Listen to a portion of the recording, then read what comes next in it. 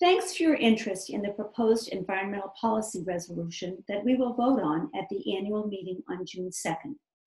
This resolution is being put forward by the Green Earth Ministry. We are the co-chairs. I am Margaret Babcock. And I'm Bill Griffith. Beacon members have long been active in protecting the environment.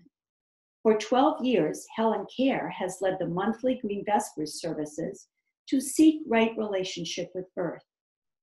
During Terry Sweetzer's interim ministry, many congregants bussed into New York City to take part in the September 2014 Climate March.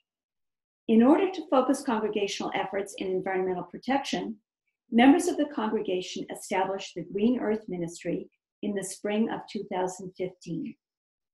GEM has improved the recycling processes at Beacon, promoted Beacon's purchase of electricity from a green power company, and educated the congregation about electric vehicles.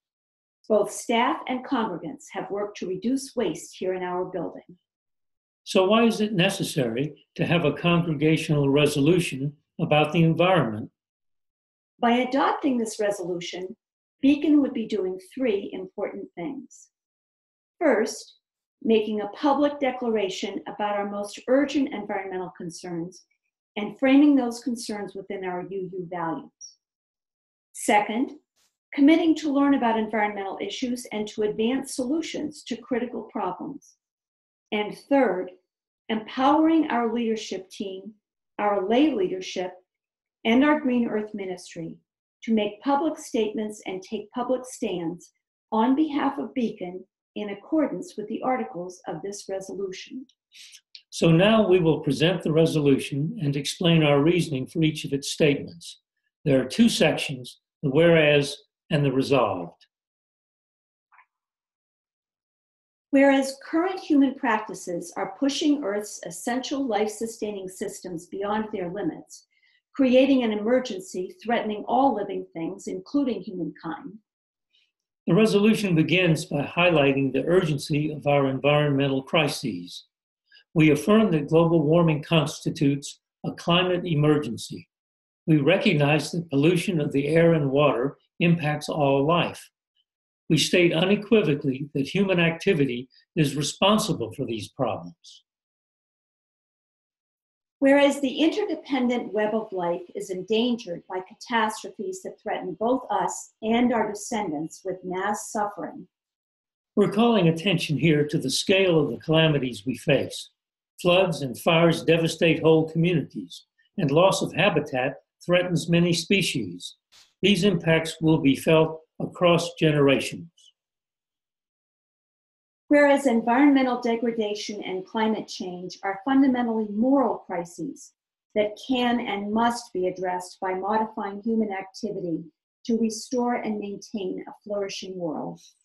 It is important to establish that we have the capacity to act by changing our consumption patterns and by influencing our society's policies and actions. Therefore, we face a moral imperative to act. This article also makes a positive statement about our goal, a flourishing world. Whereas many effective means to limit climate change and mitigate environmental degradation exist, and more are being developed, we're stating here that there is ample information about how to act. For example, we already know the importance of eating fewer animal products, wasting less, recycling more, and reusing more, and using renewable energy sources like solar, wind, and hydroelectric. Whereas personal, public, and political will are urgently required to implement mitigating strategies now and into the future. Since we have the capacity and knowledge to act, we declare that what is needed is the will to act at multiple levels. At the personal level, in addition to changes already mentioned, we need to walk or bicycle where feasible, drive more efficient cars, use public transportation, insulate our homes, and maintain natural lawns. At the public level, we can work with others on projects like cleaning up common spaces, creating rain gardens, and educating others. At the political level, we should support policies and candidates that promote sustainability.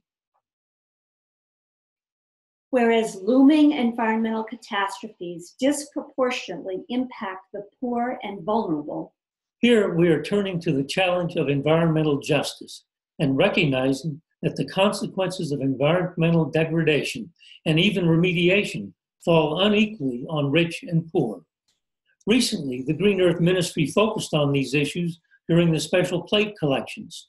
Such inequality is widespread. Natural disasters have impacted poor communities more. For example, Hurricane Katrina devastated the lower Ninth Ward in New Orleans the worst. Remediation efforts may negatively impact marginalized communities, even when they benefit society as a whole. In California, for instance, the cap and trade system led to more pollution in poorer areas. Polluting installations, such as incinerators and power plants, are often located in disadvantaged areas. Locally, Linden became the site of a new incinerator against the wishes of its residents. whereas we are in solidarity with communities who have been repeatedly impacted by a wide range of environmental assaults, and we seek justice, equity, and compassion in human relations. Our UU values impel us to take up the cause of impacted communities. For the sake of justice, polluters must no longer escape the consequences of their actions. For the sake of equity, rebates financed by everyone must benefit everyone who adopts a more sustainable lifestyle. For the sake of compassion, marginalized communities must no longer endure greater suffering from pollution, extreme weather, and wildfires. Now, therefore, be it resolved that Beacon Unitarian Universalist Congregation and Summit will continually review and improve the environmental practices in our homes and at Beacon in order to reduce waste and greenhouse gas emissions. We believe we need to begin as close to home as possible, in our own buildings here at Beacon.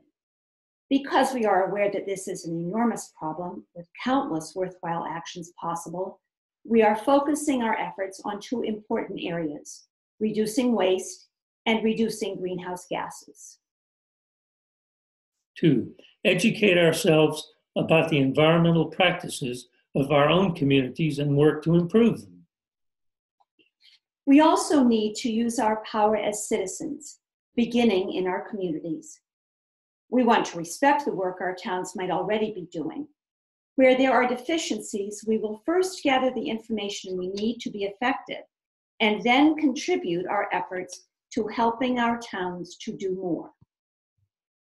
3, prioritize the needs of marginalized communities so that those most in need of redress from environmental harm receive help first. This is a strong social justice commitment. It is always tempting to be sure our own interests are prioritized.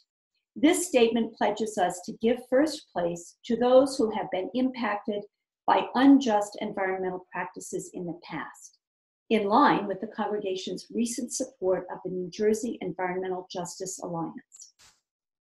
4, investigate potential solutions to environmental problems and support laws and policies that promote those solutions. This resolution moves our attention to state and national laws and policies, emphasizing that we need to be supporting solutions, not simply condemning harmful practices. We also commit to actively learn about the solutions others are proposing.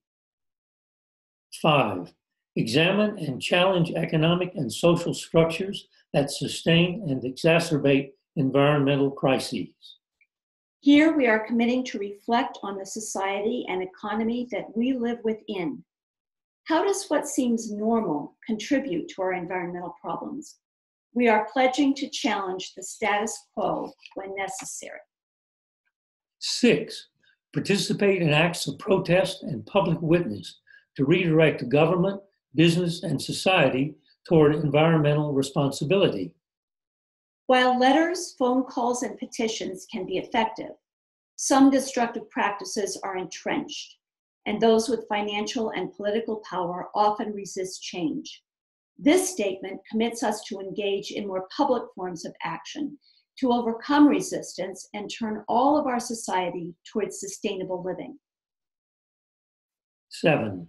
Partner with faith-based, civic, environmental, and other nonpartisan groups when they're engaged in efforts consistent with this resolution.